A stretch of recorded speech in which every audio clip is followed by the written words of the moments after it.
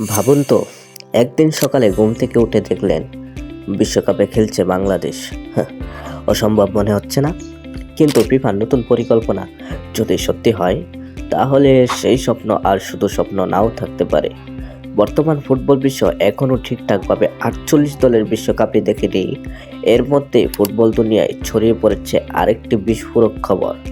FIFA নাকি ভবিষ্যতে বিশ্বকাপকে 48 নয়, বরং 64 বা 66 দল পর্যন্ত বাড়ানোর চিন্তা করছে।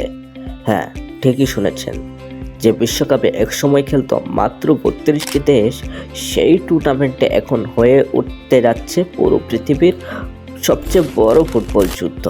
কিন্তু প্রশ্ন হচ্ছে, ফিফা হঠাৎ কেন এমন চিন্তা করছে? কারণ খুব সহজ, বিশ্বজুড়ে এখন ফুটবলের জনপ্রিয়তা আগের যে কোনো সময়ের চেয়ে অনেক বেশি।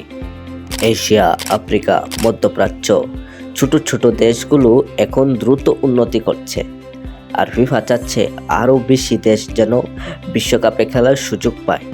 ভাবুন তো, আগে যেসব দেশ বিশ্বকাপে যাওয়ার স্বপ্নই দেখতো না, তারাও হয়তো একদিন মেসি, রোনালদো, ইয়ামাল, এমবাপ্পে কিংবা হালান্ডের বিপক্ষে মাঠে নামবে। আর এখানে আসে সবচেয়ে বড় টুইস্ট, তাহলে বাংলাদেশ কি সত্যি বিশ্বকাপ খেলার সুযোগ তৈরি হতে পারে? দেখুন, বাস্তবতা হলো এই মুহূর্তে বাংলাদেশ বিশ্বকাপ লেভেলের দল না, কিন্তু যদি বিশ্বকাপে দলের সংখ্যা বাড়ে, তাহলে এশিয়ার জন্য স্পটও বাড়বে।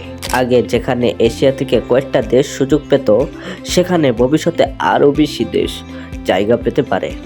আর ফুটবলে একটাই জিনিস সবচেয়ে ভয়ঙ্কর, মোমেন্টাম।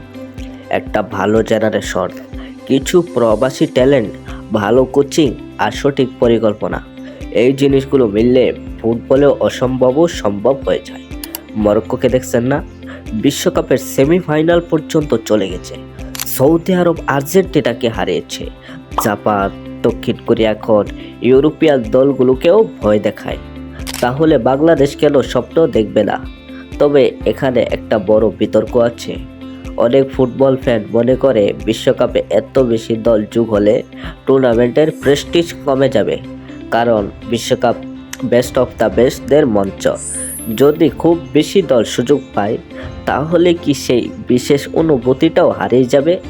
নাকি উল্টো আরও বেশি দেশ অংশ নিলে বিশ্বকাপ হবে আরও বেশি ইমোশনাল, আনপ্রেডিক্টেবল আর ড্রামাটিক?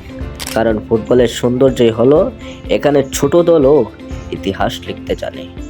আর সত্যি বলতে, একদিন যদি বাংলাদেশের জাতীয় সঙ্গীত বিশ্বকাপের মঞ্চে বাজে, তাহলে সেটা কোটি মানুষের জন্য হবে জীবনের সবচেয়ে ইমোশনাল ফুটবল মুহূর্ত।